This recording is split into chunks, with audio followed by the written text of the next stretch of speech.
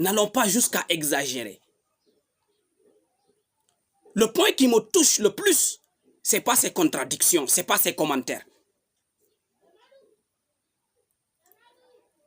Mais ce qui me touche le plus, c'est comment un homme de Dieu se permet pour convaincre les gens que la femme a ce droit.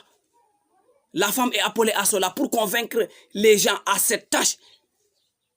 Pour convaincre les gens, pour pousser les gens à croire à ce qu'ils pensent, pour pousser les gens à retenir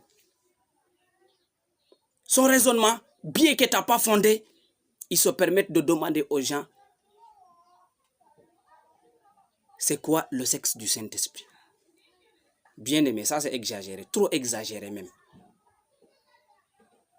Je pense que même les païens, pour poser cette question, ils vont utiliser leur cerveau avant même de poser cette question.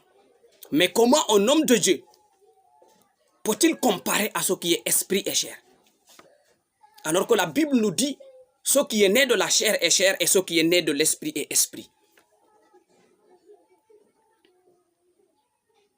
Comment pouvons-nous comparer le Saint-Esprit à un homme et une femme pour dire que quel est le sexe du Saint-Esprit? C'est un blasphème. N'exagérons pas.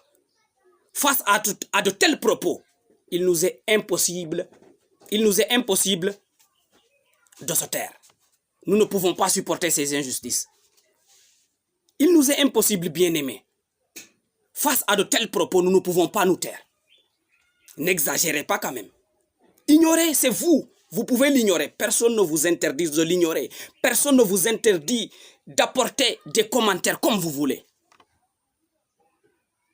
Mais quand même, comment un homme de Dieu, comment un soi-disant serviteur de Dieu peut être ignorant à ce point? Je me demande quel est le sexe du Saint-Esprit. Donc tu te demandes le sexe de Dieu.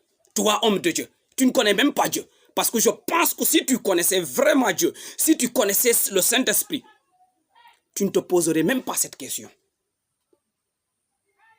Quand on parle de sexe, c'est la chair. Mais du Saint-Esprit, comment on peut poser cette question? C'est vraiment fautif. C'est ignorant. Réveillons-nous un peu. Réveillons-nous. Que le Seigneur nous bénisse.